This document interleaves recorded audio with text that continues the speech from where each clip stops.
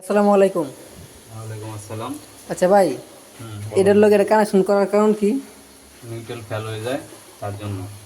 Network fail হয়ে যায় না? হ্যাঁ, এখন কত হইলো ভাই, আপনারা যারা এই ভিডিওটা দেখতেছেন কিংবা দেখবেন, আপনাদের কাছে একটা প্রশ্ন রয়ে যাবে। প্রশ্নটা আমি করতাম না, কিন্তু শেখার জন্য করতেছি, হয়তো আমার ভুল হতে পারে কিছুটা, তার জন্য আমি আপনাদের কাছে প্রশ্নটা বলছি।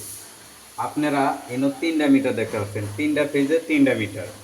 নিউট্রাল কিন্তু ভাই আমার একটাই কমন করা, যেমন এই মিটার থেকে কমনে প্যারালালে এই মিটার আইছে, এই মিটার থেকে প্যারালালে এই মিটার আসছে এক নিউট্রালে।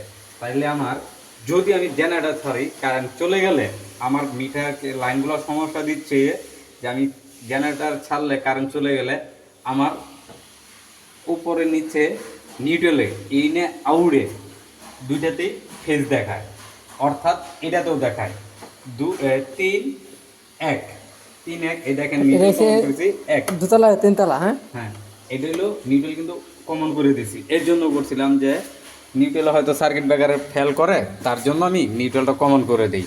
কিন্তু কমন করে দেওয়া আমি কোনো সুরাহা পাই নাই, কোনো সমস্যার সমাধান হয় নাই, কিন্তু তারপরে তো আমার নিউট্রাল ফেজ দেখাইতেছে। হ্যাঁ। যদি আমার এটাই আর এটাই ফেজ দেখায় একই নিউট্রালে 3টা মিটার, হুম। তাহলে আমার এটাই কেন দেখায় না?